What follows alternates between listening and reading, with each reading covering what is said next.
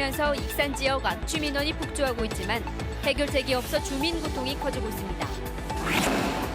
전북대가 각종 비위 행위에 연루된 교수들에 대한 징계를 시작한 가운데 엄정한 대처를 선언했습니다. 전주시가 얼마 전 고용 약속을 지키지 않은 채 해고했던 기간제 환경미화원 4명이 노동청 조정을 통해 보름 만에 복귀하면서 불필요한 논란을 키웠다는 지적이 일고 있습니다. 한국을 백색 국가에서 제외한 일본의 조치를 송하진 도지사가 후안무치한 행동이라고 비판한 가운데 일본 지자체와의 교류도 줄줄이 보류될 것으로 보입니다. 여러분 안녕하십니까? JTBC 8시 뉴스입니다. 연일 계속되는 폭염 속에 밭일을 하던 80대 노인이 열사병으로 숨졌습니다. 전북에서 올 들어 처음으로 발생한 온열 질환 사망 사고입니다. 당분간 폭염이 계속되는 만큼 노약자나 밖에서 오래 일하는 근로자는 특히 조심하셔야겠습니다. 주혜인 기자의 보도입니다. 폭염경보가 내려진 어제 오후, 집 근처 밭에서 팥을 심던 80대 김모 할머니가 쓰러진 채 발견됐습니다. 이웃 주민이 김 할머니를 발견해 병원으로 옮겼지만 결국 숨졌습니다. 예, 평소에도 나와서 저기를 해요. 그래서는 이 날 더운 때는 다들 동네 사람들 보면 다 들어가시라고 해요. 어제는 이제 주일이고 그래가지고 아마 말리는 사람이 덜 있었는지. 사고가 난 오후 3시쯤 이곳의 낮 기온은 33도까지 치솟았습니다. 발견 당시 김 할머니는 이미 의식을 잃은 상태였고 체온은 42도에 육박했습니다. 올해 전북에서 온열 질환으로 사망자가 나온 건 이번이 처음입니다. 올 들어 전북에서 37명이 온열 질환을 겪었는데 이 가운데 60대 이상 노인이 17명으로 절반가량을 차지합니다. 노약자뿐 아니라 더위에 취약한 어린이, 밖에서 오랜 시간 일하는 근로자는 더욱 조심해야 합니다. 어린 연령층에서 생길 수가 있고 또 고령 연령층에서 생길 수가 있고요. 쉽게 고온 환경에 노출됐을 때 체온 조절하는 데 능력이 약하기 때문에 취약해질 수 있습니다. 이런 고온 환경에 있습니다. 온열 질환에 걸리면 두통과 메스꺼움, 갈증 같은 증상이 나타나는데 심하면 바로 병원으로 가야 합니다. 무엇보다 가장 더운 시간대인 정오부터 오후 5시까지는 외출을 피하고 수시로 수분을 섭취하는 것이 중요합니다. JTBC 뉴스 주혜인입니다. 이처럼 연일 계속되는 폭염이 특히 익산 시민들에게는 또 하나의 고통을 주고 있습니다. 기온이 크게 올라가면서 익산 지역 악취 민원이 폭주하고 있습니다. 시민들은 견디기 어려울 정도라며 고통을 호소하고 있지만 익산시는 해법을 찾지 못하고 있습니다. 김진영 기자가 보도합니다. 산업단지 인근 아파트 밀집 지역입니다. 주민들은 산업단지에서 발생한 악취에 창문을 제대로 열지 못하는 등 일상생활에 어려움을 겪고 있습니다. 너무 심해서 역겹고 토할 것 같고 오늘 여름에 막 무슨 시골에 그런 화장실 냄새 같은 이런 게 너무.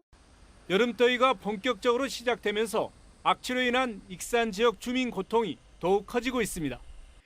익산 지역 악취 신고는 하루에 30건을 넘기지 않았습니다. 그러나 지난달 13일 50건의 악취 신고가 접수된 뒤로 이틀에 한 번꼴로 30건이 넘는 악취 신고가 들어오고 있습니다. 특히 지난달 23일에는 100건이 넘어 올 들어 가장 많은 신고 건수를 기록했습니다. 익산시는 본격적인 더위에 악취가 폭주할 것을 대비해 지난 6월에 대대적인 대책을 내놓았습니다. 악취 측정기 설치를 10곳으로 늘리고 축산단지와 주변의 악취 저감을 위해서 지난해보다 예산을 7배나 늘렸습니다. 또 밤에도 야간 상황실을 운영하는 등 감시도 강화했습니다. 그러나 익산시가 악취를 잡겠다며 예산과 인원, 장비까지 늘렸지만 기대만큼 효과를 보지 못하고 있습니다. 도심 지역 일부 축산 악취가 좀 발생되는 것 같고, 그다음에 공단 화학 공장 폐수 처리장하고 그다음에 도축장 문제가 좀 해결되면 악취 민원은 어느 정도 좀 해소될 거라고 보고 있습니다.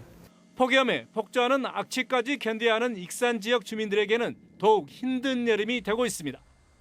JTBC 뉴스 김진영입니다. 전북대가 각종 비위 행위가 적발된 교수들에 대한 징계를 시작했습니다. 부실학회 참가와 성추문 교수에 대한 징계가 먼저 이뤄졌는데요. 갑질과 자녀 논문 끼워 넣기 등 주요 사안에 대한 징계도 이어질 전망입니다. 조창현 기자입니다. 전북대 공대의 A 교수는 부실학회인 왓셋에 7번이나 참석했습니다. 해외 유명 관광도시를 돌며 열리는 부실학회는 돈만 내면 참가가 가능합니다.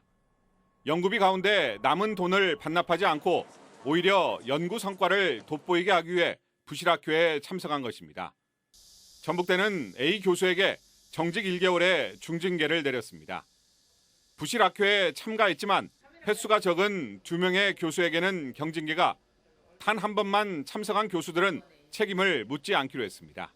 가서 보니까 학회가 조금 사람이 많지 않고 생각보다 발표가 조금 이상하구나 이런 부분은 있었다고 그래요. 그런데 이제 사실 가기 전에는 그런 학회인지를 모르고 가는 경우가 많습니다. 외국인 교수를 성추행한 교수와 미성년 자녀를 논문에 저자로 올려 입시 부정을 저지른 교수에게는 직위해제 처분이 내려졌습니다. 직위해제는 강의와 학생 면담에서 배제되는 것으로 사실상 교수직을 유지할 수 없는 것과 마찬가지입니다. 전북대에서 징계 이전에 직위해제 처분이 내려진 것은 매우 이례적인 것으로 앞으로 교수 비위 행위에 단호히 대처하겠다는 의지로 평가됩니다. 직위해제라는 카드를 꺼냈습니다. 쉽지는 않았지만 그럼에도 불구하고 저희가 할 수밖에 없었고, 또 앞으로도 이와 유사한 사건이 생기게 되면은 저희도 단호히 대처를 해서. 전북대는 직위해제 교수를 포함해 갑질, 국가시험 대리출제, 음주운전 등 각종 비위로 적발된 교수들에 대한 징계는 절차를 거쳐 진행하겠다고 밝혔습니다. 이따른 교수 비위로 총장까지 나서 고개를 숙인 전북대가 엄정한 징계를 통해 환골탈퇴하는 모습을 보일 수 있을지 주목됩니다. JTB 뉴스 조창현입니다. 전북도의회 한빛원전대책특별위원회는 안전성을 확보하지 않고서는 영광 원전을 재가동해서는 절대 안 된다고 주장했습니다. 한빛원전특위는 한빛 3호기에서 98개, 4호기에서 102개의 공극이 발견된 데다 최근 이딴 사고로 인해 원전에 대한 도민들의 신뢰가 땅바닥으로 떨어졌다고 말했습니다. 특위는 안전성이 확보될 때까지 3, 4호기 가동을 무기한 연기해야 한다면서 건설과 감리 업체에 대한 처벌 방안과 함께 근본적인 안전 대책을 정부에 촉구했습니다. 하수관로 공동조사 보고서를 군산시에 제출한 공동조사단이 하수관로 114km 전 구간에 대한 조사를 촉구했습니다. 군산 하수관로 공동조사단은 지난해 11월부터 전체 하수관로 114km 가운데 일부 구간인 6km를 조사한 결과 설계 기준과 다르게 공사했거나 부실 시공이 드러나 나머지 구간에 대해서도 확인을 위한 전수조사가 필요하다고 밝혔습니다. 군산시는 공동조사단의 지적 사항을 검토한 뒤 전수조사 여부를 결정하기로 했습니다. 전주시가 얼마 전 청소 대행업체를 통한 고용 약속을 지키지 않은 채 기간제 환경미화원 4명을 해고하면서 보복 행정 논란이 일었습니다. 그런데 노동청의 조정을 통해서 환경미화원들이 보름 만에 제자리로 돌아왔습니다. 전주시가 불필요한 논란만 키웠다는 비판이 나오고 있습니다. 정원희 기자가 보도합니다. 전주시는 지난해 6월 청소 대행업체 계약을 새로 하면서 고용이 승계되지 않은 환경미화원 4명을 기간제 근로자로 뽑았습니다. 6달 동안 일하면 다른 청소 대행업체에 고용되도록 해준다는 조건이었습니다. 하지만 1년 동안 약속을 지키지 않더니 지난 6월 말 환경미화원 4명을 모두 해고했습니다. 환경미화원들은 전주시가 자신들이 청소 파업을 주도한 것으로 몰아 보복 행정을 한 것이라며 반발했고 노동청에 진정을 냈습니다. 노동청은 전주시의 책임이 있는 만큼 고용을 유지하도록 합의안을 냈고 양측이 이를 받아들이면서 보름 만에 제자리로 돌아왔습니다. 전주시가 책임지는 게 맞다라는 어쨌든 생각을 가지고 노동조합과 그다음에 전주시와 조정을 요청했고요. 그 조정을 통해서 서로 양자 간의 어마어마한 합의를 위해서 이번에도 계약 기간을 6개월로 정하고 오는 2020년 1월까지 청소 대행업체를 통한 고용을 다시 약속했습니다. 환경미화원들은 전주시를 또 한 번 믿기로 했다고 밝혔습니다. 하지만 전주시가 얼마든지 고용을 유지할 수 있는데도 불필요한 논란만 키웠다는 비판이 적지 않습니다. 왜 그랬는지 본인들은 원칙에 의해서 했다라고 하지만 제3자 입장에서 봤을 때는 갑질 행정이라고 보여졌기 때문에 이런 일들이 다시 재현되지 않아야 되고 전주시는 같은 일이 반복되지 않도록 남은 기간 청소 대행업체 고용을 위해 최선의 노력을 다하겠다고 밝혔습니다. JTB 뉴스 정원익입니다. 올 들어 A형 간염 환자가 크게 늘고 있습니다. 지난 7월 말 현재 도내에서 신고된 A형 간염 환자가 270명으로 지난 한 해 전체 환자 153명보다 117명, 76%가 많습니다. 전라도는 A형 간염은 췌장 50일의 잠복기를 거쳐 발열과 황달 같은 증상이 나타나며 A형 간염 면역력이 약한 30, 40대는 예방 백신 접종을 권장한다고 밝혔습니다. 지난 3일 국회를 통과한 정부 추경 예산에 전목 예산은 22건에 928억 원이 반영됐습니다. 주요 사업별 반영 예산은 노후 경유차 초기 폐차 164억 원, 수소차 보급 90억 원, 군산 공공근로 희망사업 55억 원, 새만금 신항만 건설 243억 원 등입니다. 전라도는 정부 추경 내용을 반영한 차체 추경안을 편성해 의회 심사를 요청할 예정입니다. 일본이 한국을 수출의대 심사국 100세 국가에서 제외한 결정에 지자체 차원의 반발도 커지고 있습니다. 송하진 도지사가 일본의 조치를 후안무치한 행동이라고 비판하면서 일본 지자체와의 교류도 줄줄이 보류할 뜻을 밝혔습니다. 권대성 기자입니다. 전라북도는 지난 2일부터 예정된 도내 중학생 12명의 일본 가나자와시 홈스테이 체험을 무기연기했습니다. 반일 정서를 고려한 학부모의 의견 등을 반영해 결정한 겁니다. 송하진 도지사가 앞으로 남아있는 일본 지자체와의 교류 행사도 줄줄이 보류할 뜻을 밝혔습니다. 전라북도는 올해만 가고시마 연등과 20건의 교류 행사가 예정되어 있습니다. 송 지사는 일본 정부의 태도 변화를 지켜보겠지만 지금으로서는 어렵다고 말했습니다. 우리도 이제 거기에 맞춰서 조치 강도를 취할 것이고요. 이대로 가면 사실상 보류라고 보면 될 것 같습니다. 송 지사는 성명을 내고 일본 정부의 조치를 후안무치한 행동이라고 비판했습니다. 나라를 지켜낸 전북의 힘으로 경제 주권을 수호하자면서 도민들의 참여를 요청했습니다. 대한민국의 경제 주권을 흔들고 종속화하려는 일본의 허욕을 절대 용납할 수 없으며 이번 조치를 즉각 철회할 것을 일본 정부에 강력히 촉구한다.